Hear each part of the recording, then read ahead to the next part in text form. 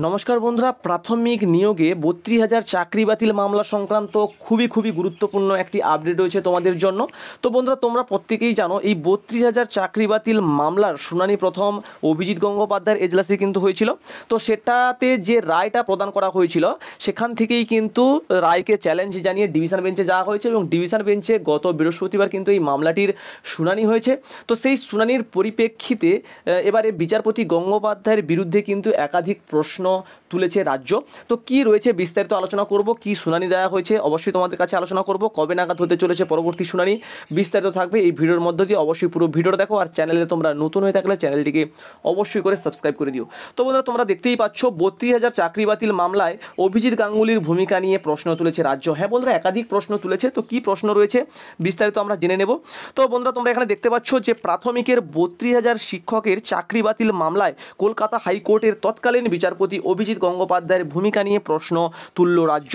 তার বিচার পদ্ধতি নিয়েও কিন্তু প্রশ্ন তুলেছে রাজ্য। তো অ্যাডভোকেট জেনারেল এজি কিশোর দত্ত কিন্তু তিনি কি প্রশ্ন করেছেন আমরা জেনে নেব।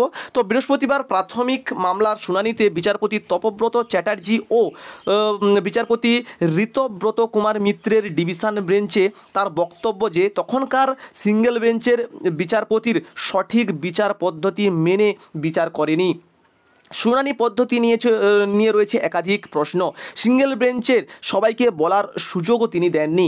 বিচারপতি খেয়াল খুশি মতোই কিন্তু শুনানির পর্ব চালিয়ে গিয়েছেন। তো এজির সওয়াল যে মামলাকারীদের বক্তব্য শোনার পরে শুনানি স্থগিত করে দেন তৎকালীন বিচারপতি। তারপর পর্ষদের কাছে পাল্টা হলফনামা তলব করেন, অথচ আগে সেই একই আবেদন তিনি বাতিল করে দিয়েছিলেন। তো এজির উদ্দেশ্যে ডিভিশন বেঞ্চের মন্তব্য, এখন কেন এই দাবি করছেন তাহলে? অর্থাৎ যিনি উকিল ছিলেন ওনাকেই কিন্তু প্রশ্ন করা হচ্ছে ডিভিশন বেঞ্চের পক্ষ থেকে, ঠিক আছে? তো আপনারা তখন তা মেনে নিয়েছিলেন বা কেন? তো আদেশনামায় সেসবের উল্লেখ কিন্তু রয়েছে। তো এজি জানায় কিছু করার ছিল না তখন। প্রতিটা আদেশকে চ্যালেঞ্জ করে তো আর ডিভিশন বেঞ্চে যাওয়া সম্ভব নয়। তার বক্তব্য, বিচার পদ্ধতি নিয়ে প্রশ্ন রয়েছে। যে কাউকে যখন খুশি ডেকে জিজ্ঞাসাবাদ করতেন ওই বিচারপতি, বিরুদ্ধে কোনো আদেশ দিতে পারতেন, মানে যখন খুশি তখনই কিন্তু আদেশ দিতে পারতেন, কিন্তু তিনি একটি পদ্ধতি তো অবলম্বন করা উচিত, সেটাই তিনি করতেন না। তো এজির কথা শুনানির শেষের পরের দিনই কিন্তু রায় ঘোষণা করে দিয়েছিলেন। তো এত তাড়া কিসের ছিল, এরকমইটাই কিন্তু প্রশ্ন করেছে এজি, ঠিক আছে? অর্থাৎ উকিল যিনি ছিলেন ওনার নামটা কী ছিল যেন, কিশোর দত্ত, ঠিক আছে? তো প্রাক্তন বিচারপতি সঞ্জীব বন্দ্যোপাধ্যায় শুনানির শেষে 48 ঘন্টার মধ্যে রায় দিতেন, সেটা তিনি পরম্পরা করে নিয়েছিলেন। তো বলতেন যত বড় মামলা হোক শুনানির শেষের 48 ঘন্টার মধ্যে রায় ঘোষণা করব। তো প্রাথমিক মামলার রায় এত তড়িঘড়ি দেওয়া হলো কেন, এই প্রশ্ন কিন্তু তোলা হয়েছে। তো প্রাথমিকের নিয়োগে শুধুমাত্র অনুমানের ভিত্তিতে দুর্নীতির অভিযোগ আনা হয়েছে বলে দাবি করেন প্রাথমিক শিক্ষা পর্ষদ। তো এজির যুক্তি যে দুর্নীতির বিশ্বাসযোগ্য কোনো তথ্য প্রমাণ সামনে আসেনি। দুর্নীতির অভিযোগের পরিমাণ মারাত্মক, কিন্তু শুধু অনুমানের ভিত্তিতে বিচারপতি দুর্নীতির কথা লিখে দিলেন। তো শুনানিতে নিম্ন আদালতের বিচার প্রক্রিয়া কাজ করেছে সিঙ্গেল বেঞ্চ। তো আইনের পাশে সরিয়ে পুরো রায় দেওয়া হয়েছে, আইনকে পাশে সরিয়ে কিন্তু পুরো রায়টা দেওয়া হয়েছে। তো প্রাথমিকের 32,000 চাকরি বাতিলের পিছনে অ্যাপটিটিউড টেস্ট না নেওয়ার কারণ দেখিয়েছে সিঙ্গেল বেঞ্চ। পর্ষদ জানায় ওই অভিযোগের কোনো গুরুত্ব নেই, জেলাভিত্তিক মেধা তালিকা প্রকাশ করা হয়, ওই টেস্টও কিন্তু সেই অনুযায়ী নেওয়া হয়েছিল।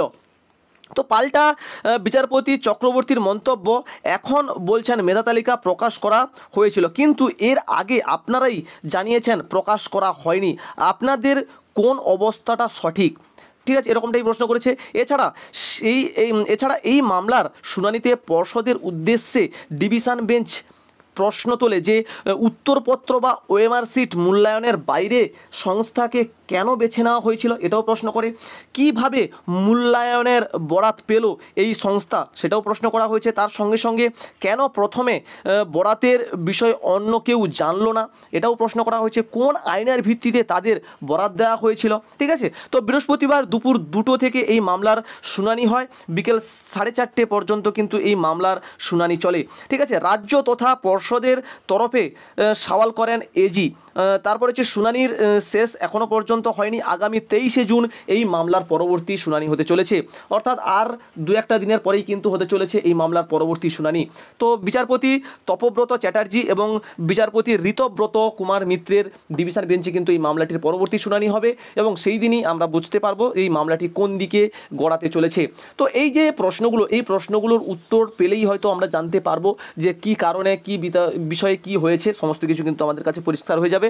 এবং এই যে মামলাটা হয়েছে সেই মামলার পরিপ্রেক্ষিতে আদৌ 32,000 চাকরি যে বাতিল হবে কিনা সেটাও কিন্তু এখনো পর্যন্ত ধোঁয়াশার মধ্যে রয়েছে। তো দেখা যাক পরবর্তী 23 তারিখে কি আপডেট আসে। অবশ্যই চ্যানেলের সঙ্গে থাকবে, কোনো আপডেট পেলে অবশ্যই তোমাদের কাছে আলোচনা করবো। দেখা হচ্ছে পরবর্তী ভিডিওতে। ভালো থেকো সবাই, সুস্থ থেকো সবাই। Thanks for watching. টাটা, জয় হিন্দ, বাই।